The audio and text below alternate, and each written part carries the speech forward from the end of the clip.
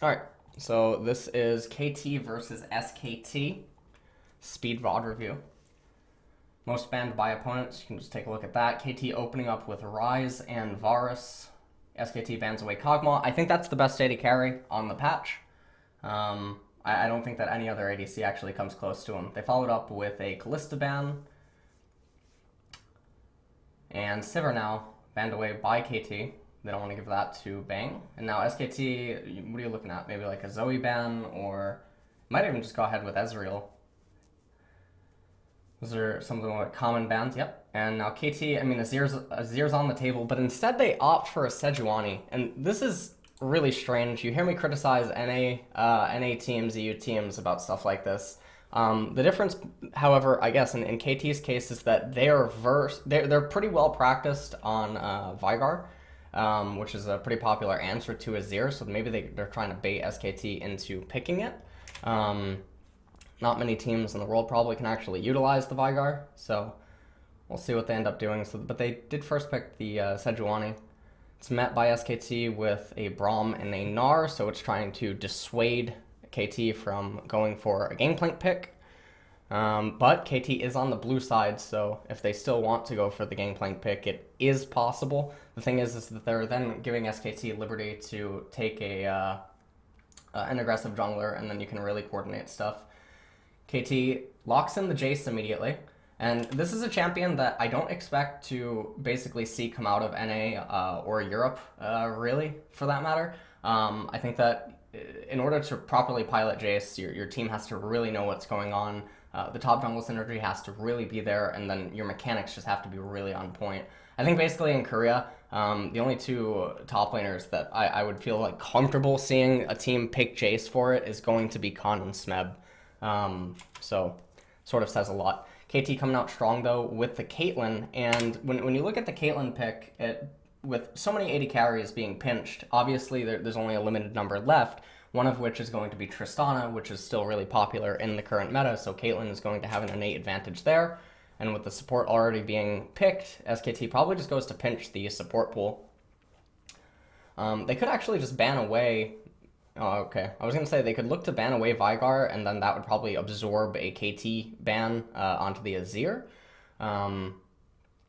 I mean, there's still other champions that are still open that can go up against Azir, LeBlanc, Zed, but Zed's not going to be an option with this KT composition with the way that it's been drafted so far. Obviously, Talia goes against anything.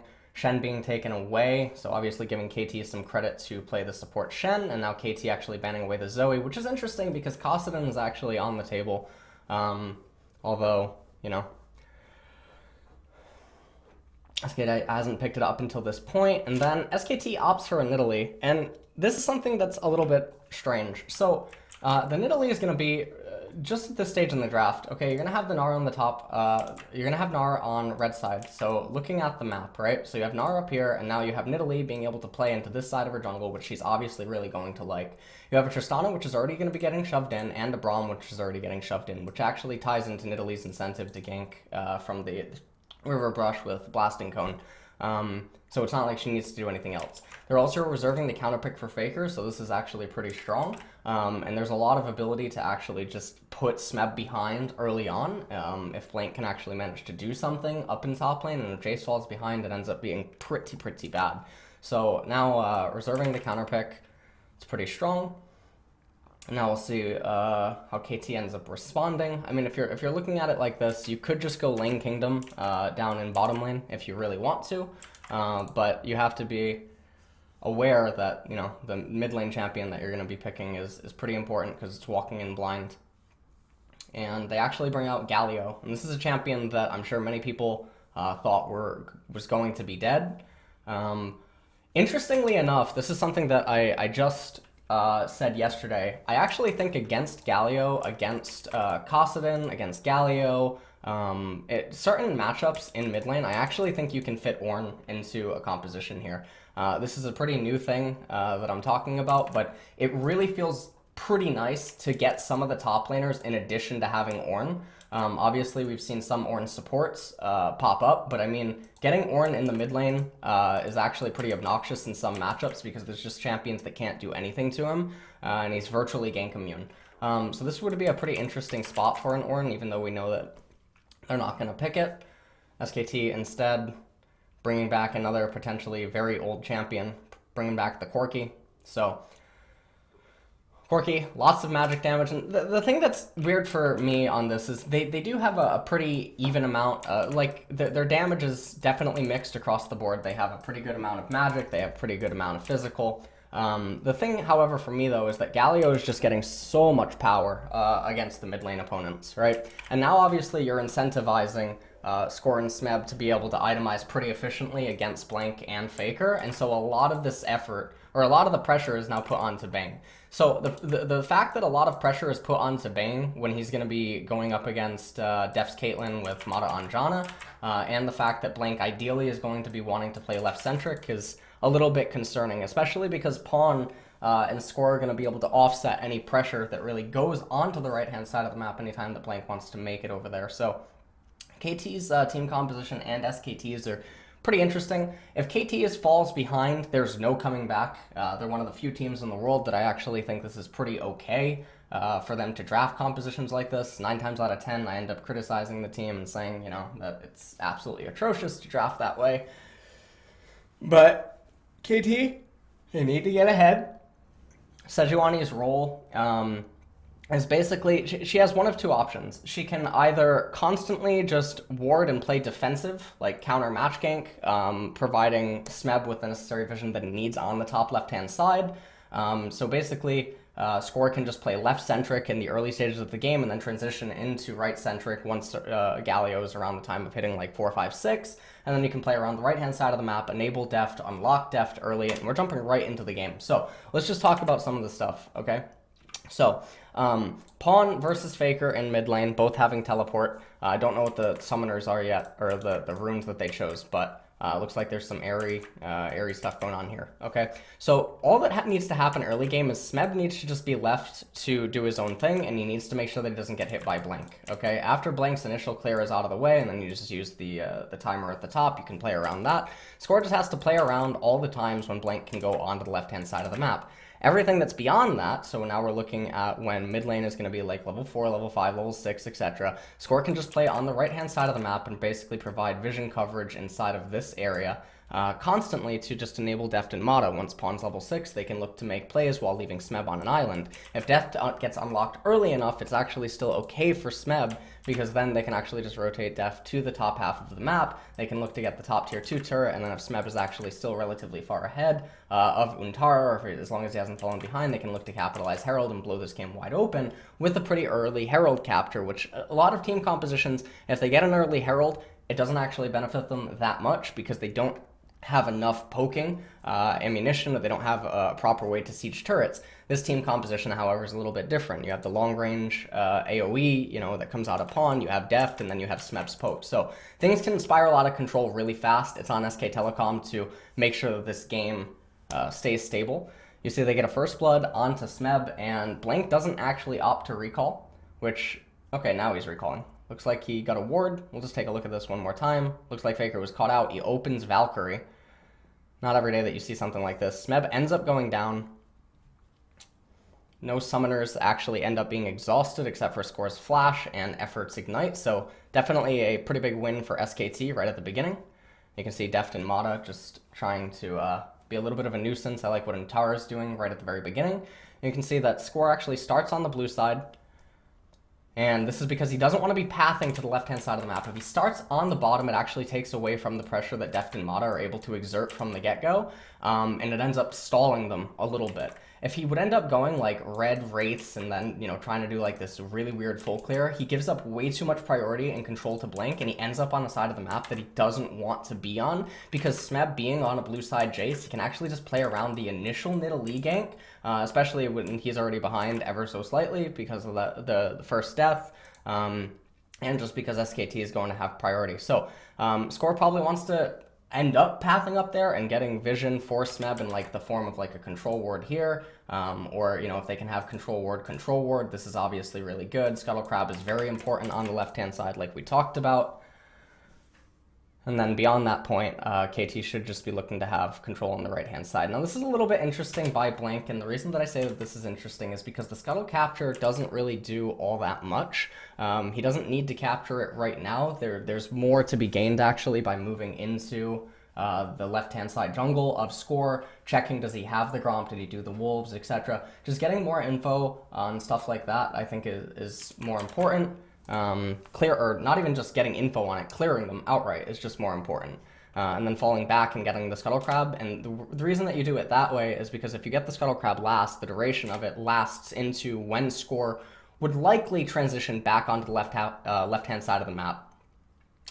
Doesn't even end up taking the blasting cone, which was kind of weird. He leapt away. Now he comes in here and he's messing with score. You can just see what's happening in mid lane. So Blank's roots are semi-okay. Blank ends up actually winning out in the jungle, though, pretty big. Even though they could have been refined ever so slightly. You can see he comes mid to try to help Faker a little bit. Pawn's just going to recall. He is losing in CS, and Faker does have a call already. And you can see that Score is basically just forced to do his golems. Now he's really low HP, has to be pretty careful right here. Smeb taking a pretty hard trade up in top lane, but he's virtually gank immune. Blank recalls. Pawn is back in lane. Faker probably just going to shove out this last wave and then recall. Now you can see that Blank is actually pathing 2 golems around the time that Smeb is coming back into the lane. This is timing for like a shutdown gank, because if you can just immediately kill Jace or coordinate something around this timing, it's really good. Alternatively, you can also perceive it as he's coming top as soon as Untara gets back up into top lane, and he's just making sure that no aid can come to Score, because this is around that timing that Score would come top once, and then he would just play onto the left-hand side of the map. And you can see that Score actually just paths right around it. Let's just take a look at this. Just watch Score's movement. They have a pink ward right in that river brush. They get another ward right there. He doesn't eat the scryer because he doesn't want to give away location. And then really, really unfortunate for SKT. Score paths right around it. You can see Pawn was even moving up. And Tara falls behind, and that's a nightmare for that lane. They couldn't have allowed this to happen. Blank needed to keep better tabs on Nidalee. Or Blank needed to keep better tabs on Score. So the initial error, and you have to wonder, where is the initial error, right? So we go all the way back to when Blank actually had the really big lead inside of the jungle. Now watch what he does here. He steps on top of a ward. He doesn't know that it's warded, but it doesn't really matter. He goes over to his Wraith camp, and then as soon as he finishes his Wraith camp, look at how far away he passed. He passed to the right-hand side of the map, even though Deft and Mata are still exerting a lot of pressure. What does he really get from this Gromp capture? Comes over to the Gromp and he takes it, but really for what reason? He ends up recalling after that, but it's already an inefficient clear. Because he can't do anything on this side of the map, and then he ends up skewing his opening route. He passed up to the top side. He misses Score just barely. It's just really unfortunate.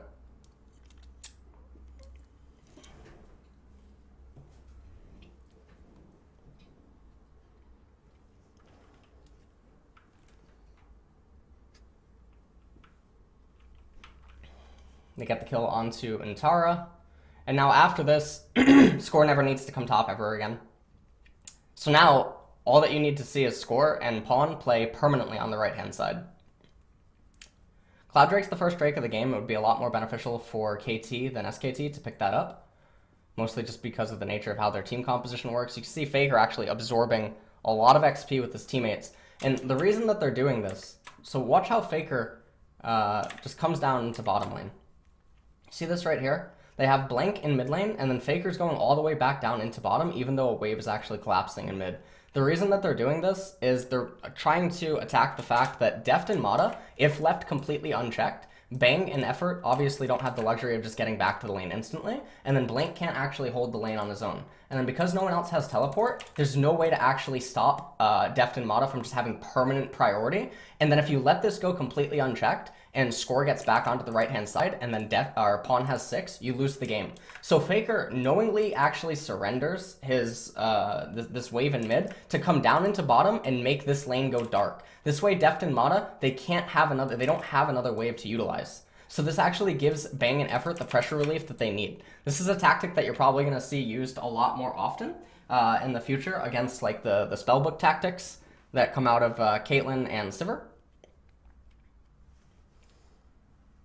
And you can see that it temporarily slows down everything. And you can see Deft and Mata just trying to go super hard.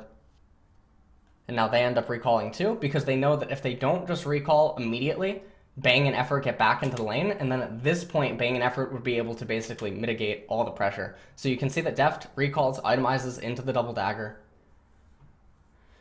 Blank looks like he's gonna take the blue. He's not really doing all that much with it.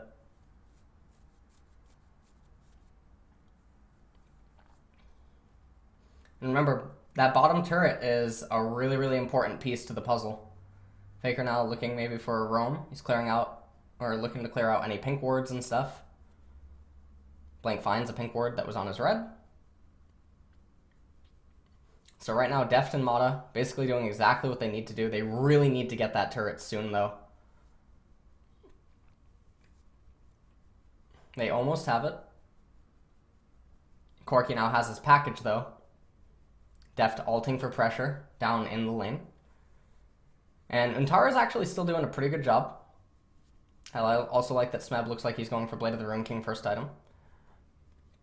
Really helps with the dueling potential. The 1v1 is just super, super insane with it. Now you can see that Faker and Blank looking to go and establish vision control together.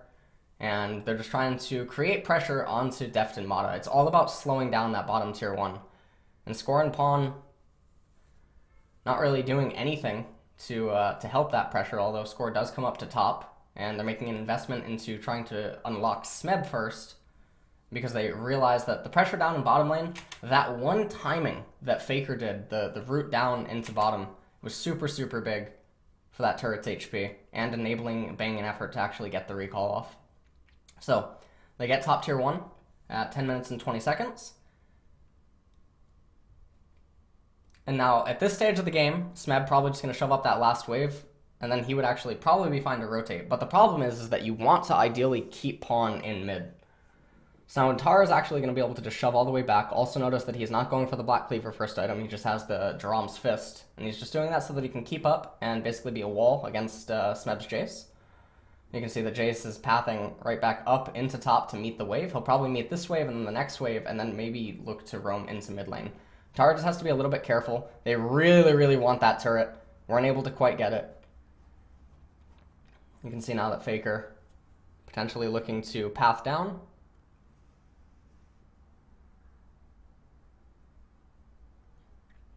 And this would be the timing where Smeb can shove in this last wave and then look to roam. He can look to come into mid.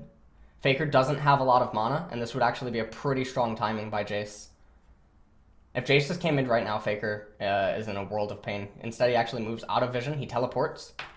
And then let's just take a look at how this is all set up. So, right here, the thing that you're looking for is if you're Jace, you see how much mana Corki has? He's going to need to spend quite a bit of this, actually, to clear out the wave, right? So Pawn is going to have priority up in mid lane. Faker has teleport and Gnar has teleport too, but no matter what, if Smeb shoves this last wave, because Gnar doesn't actually have the speed to match it, he can shove it, move through the river, and force Corki to back all the way up, because Pawn and Smeb can actually threaten a dive. So, because Score is also visible on the right-hand side, Score could actually move up as well, because he's protected ultimately by Pawn and the fact that Smeb is collapsing, and they can threaten a dive onto Faker, and that becomes really scary because it draws Blank out of the jungle to defend Faker, and it puts a lot of pressure onto Untara. What this ultimately does is it forces a stalemate in mid of a 3 versus 3, but it's not really 3v3, it's more like 3v2 because Untara is still locked up. The byproduct of this is that Bang and Effort are left on their own in the 2v2, and this guarantees that Deft and Mata can actually get bottom tier 1, and Deft and Mata can continue to just get ahead.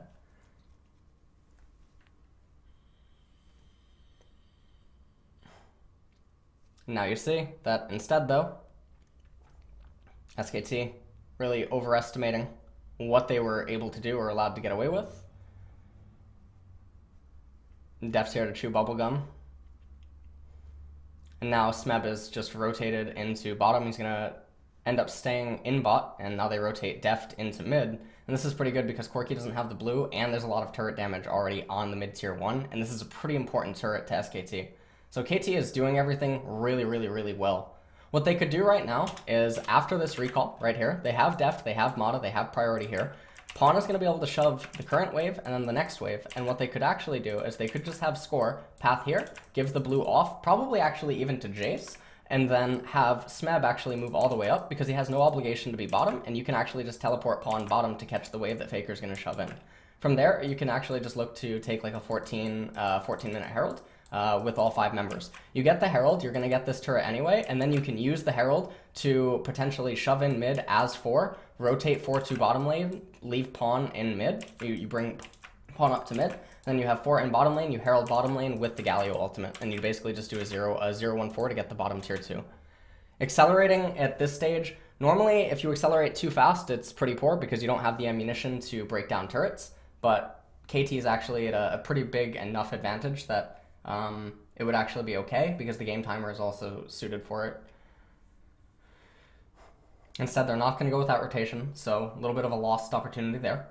Instead, they're just going to keep the lanes pretty even, and you see Smeb down in bottom lane. So I don't like the fact they didn't go for that, because there would realistically be no response from SKT, and it would end up forcing SKT to hand off lanes to KT at a state of the game where that would not be beneficial for them, because then KT just basically has option on everything that they want to do.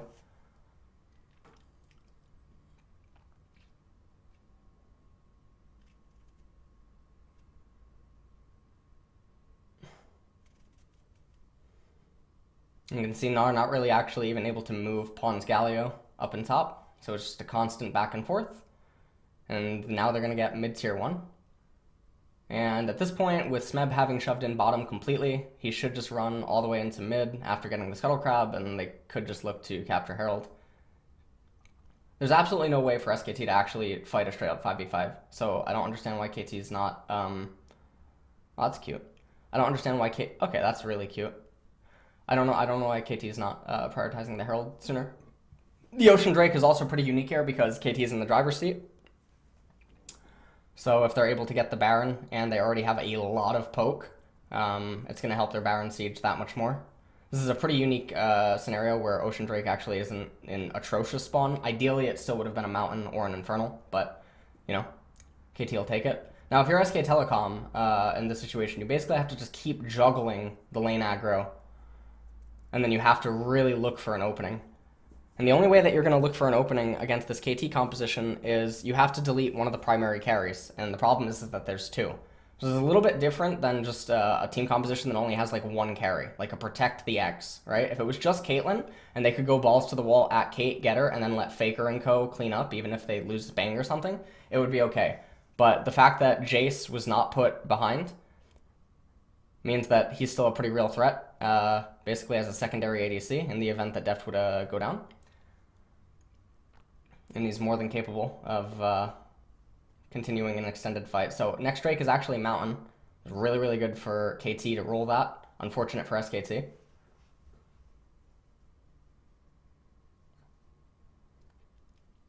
Now SKT's probable best chance to get back into this would be to wait for like 2.5 items.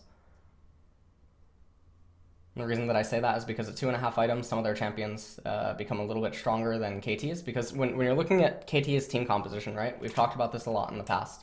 Caitlyn does continue to speed up. Jace does continue to speed up. Pawn is basically going to be the same champion. Sejuani, basically the same champion. Janna, basically the same champion. So the 2 main problems are still going to be problematic, but the thing is that it's a little bit offset by the fact that Corki and Tristana's wake-ups are a little bit more important than these 2 wake-ups. So as long as they take the fight correctly, it might not be that bad. They end up summoning the Herald down in bottom lane. Don't use it with the wave, so not really too sure about that. Now KT looking for a fight here. Taunt comes in by Dalio, and they end up losing effort, and he's really actually important against KT's team comp. They rotate to mid immediately. Very, very fast. Very, very quick. Red buff on Kate. Smeb there as well, and they get another tier 2. So SKT is just bleeding turrets, and they really can't have afforded to let this happen. They had to constantly juggle and just match the rotations.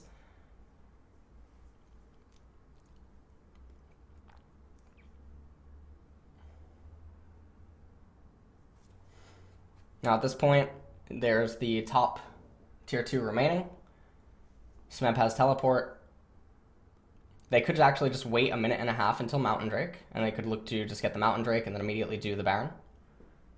And so basically, at this stage of the game, this is a common thing I talk about in the NA VOD reviews, and it's something that's not entirely understood. So let's say that, hypothetically, both teams, if nothing ends up occurring, they continue to increase at 1k gold per minute, right? So right now, let's see, what's the gold graph, right? Up top, 41 to 35. All right, so we got 41 to 35. So let's say that, jackpot is 45k, right? Hypothetically. Okay, and both teams continue up at 1k a minute. So by doing nothing, right, KT is actually doing everything, because KT actually hits 45k by, the time SKT hits 39k, right? So they hit jackpot first. If jackpot is a win con, if it's a win condition that comes online, you can simply do nothing. Give your opponent no opportunity to take a fight. Because let's say, right now that KT has a 70% chance to win a team fight, right? If they simply wait until the jackpot, they have a 90% chance to win a team fight. And then because this is a tournament and tournament odds and all this other type of stuff, obviously you want to take the highest probability chance to win a fight. So by waiting, you increase your odds, and that's exactly what you want to do.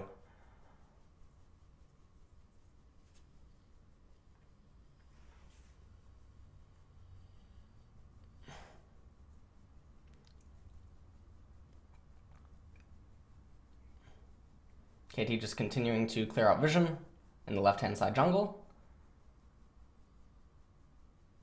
They could just actually have Smeb probably solo the Mountain Drake. Smeb comes up, he keeps mid lane dark, and they're exerting a lot of pressure.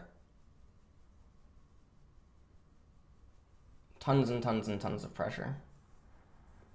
And this is what KT has basically always been known for, even when I used to cast them, or not cast them, but when I used to watch these games in the summer. KT's ability to just constantly exert pressure was always there, but when they fall behind her, they lose even a little bit of tempo, or they get these kind of leads. They often struggle with closing it out. They want to brute force way too hard. Like this right here. Mountain Drake shouldn't have been allowed to live as long as it did. Smeb is now probably going to go and solo it. Okay, he's finally going to go and get it. This means one more dragon will spawn before the Elder. So Smeb ends up picking up this. Picks up the Scuttle Crab as well. He's just getting himself as much gold as humanly possible. And now at this point, with the Mountain Cloud Drake going to be spawning next, so that's just basically something they can choose to ignore if they really want to. If they're really, really far ahead, they probably should just ignore it, because their team composition is more than capable of actually bursting turrets, and they don't actually rely on the Elder. And that would be something like a Hail Mary that SKT could actually use to come back. Some situations, teams are really far ahead, and I do suggest that they do just try to take the dragon and force the Elder to spawn. But I think in this kind of a situation, it's a little bit unique, because they should realistically never need it to close out the game. So the game is actually slowing down a little bit. And KT actually, I think, showing a little bit too much concern with controlling some of the side lanes, at least to the degree that they are. Crying out vision now in the left-hand side, just making sure that the entire jungle goes dark, and then they can actually just use Baron as a bait. Pushing up into top, going for top tier 3, and you can just see how quick that actually goes down, but Deft loses a lot of HP. And this is the way that SKT can actually win a fight. If they can hit a few Nidalee Spears onto Deft or Smeb, they can actually look to do something, but they can't do this. Can't do that. Now that's going to be Baron immediately going away. Effort goes down, and he's so important, again, against this KT team composition. They see a teleport coming in, and then really, really nice usage of that Spell Thief's by Blink.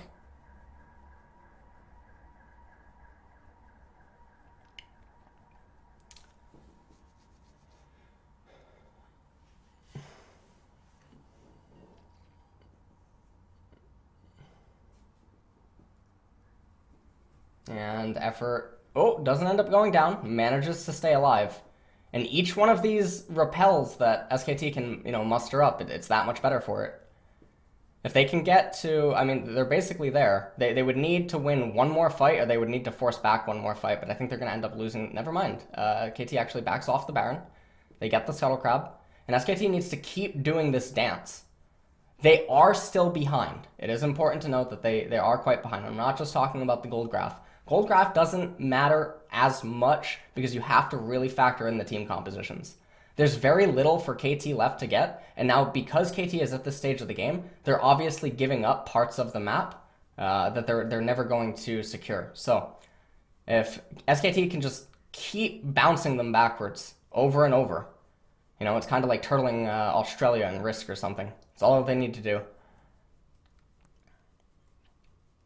SKT is almost actually at the threshold where they should realistically be able to eventually push them back with Nidalee Spears and the damage threat from Faker and Bang if Deft and Smeb get chunked a little bit too low and Mata doesn't have the ability to help them out. Problem is that basically full summoners. You can see bottom lane right now, really, really, really good. Someone needs to respond to that. Someone needed to respond to top, and this should be an opening for KT to actually pick up the Baron. Should be a free Baron. And you can see they actually went in for a fight, and that's not what they needed to do. They needed to get there and just try to dissuade it. So let's just take a look at this. You miss the spear, and then you see Bang jumps over the wall. You're never getting anything. It's a Guardian Angel Caitlyn. She has HP from the Targon. She has the Guardian Angel armor. She has Pawn. You know that Mata's going to be able to get there. You know that Deft has heal. You were never killing Deft there. Not in a million years. Faker's too out of position. Bang jumped forward like he was trying to give, shout out to Wild Turtles Corky from way back in the day. They end up getting the Baron, and that should probably just be game over. You see bottom lane and how it looks right now. A little bit surprising, actually, that right here. Watch. Smeb actually jumps over the wall to kill Effort, even though Effort was guaranteed to already die. Because they have vision on Untara, and then they also see Faker right here, if Smeb just stood right here, used his acceleration gate, and then teleported to this bottom wave immediately with the Baron buff, they can actually just crash this. And then obviously Faker or Untara is the only player that is forced to respond to that. This actually gives his teammates the option to go up to top lane, wait for this wave, crash this wave into this, and then he should get the turret and then back up. He can back up, go and get the Cloud Drake, recall, and then he can path and unite with his team, and then they can actually just execute a 4-1-0, and they can look to bust one of the turrets and then rotate down as a team and capture the inhibitor. That would be a completely fine play. And you can see that Pawn even actually opts to try to go for a flank teleport behind Untara. They crash the mid wave. And now you can see that that was the most useless of teleports in the entire world. They were going to get that turret Actually, let me see if it was entirely useless. Faker was there. Oh, okay, never mind. There's one minion left. There was one minion, but I mean, the wave is right there, so you don't need to teleport like that. You could just recall and then teleport on the incoming wave. That would be completely fine. You guys are so tanky, and they're missing members, that you could just tank 1 or 2 turret shots to walk past the turret, and then escort the wave up, teleport on it with Smeb, comes off of an elixir, recall, etc. You get the turret, you get the inhibitor. So it could have just been refined a little bit more. Not the end of the world.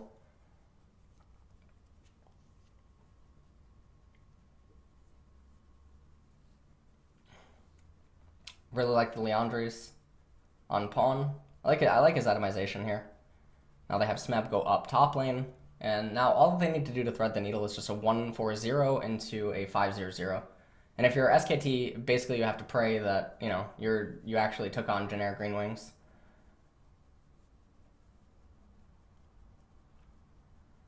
Really, really difficult.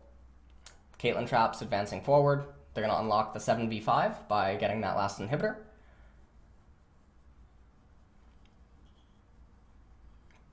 Now they tap. Look at that giant wave in bottom. It's about to crash. Yep. Now they're going to get the turret.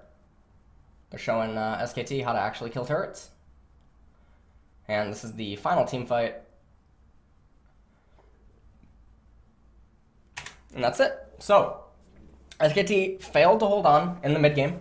There's some rotational opportunity lost by KT, But ultimately, they were just blitzing SKT, and SKT never really looked like they were able to stabilize.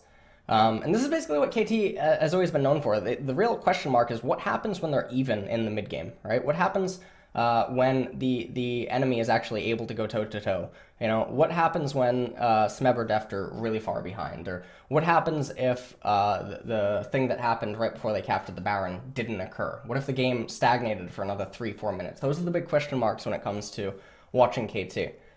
Because when a team is just so individually powerful across the board, and they just pound for pound are just going to walk you over, they're not really required to think all that much because their opponents aren't used to actually resisting them. So the first time that they meet resistance, those are always the fun games to watch. So that's it for game number 1. We're going to go into game number 2.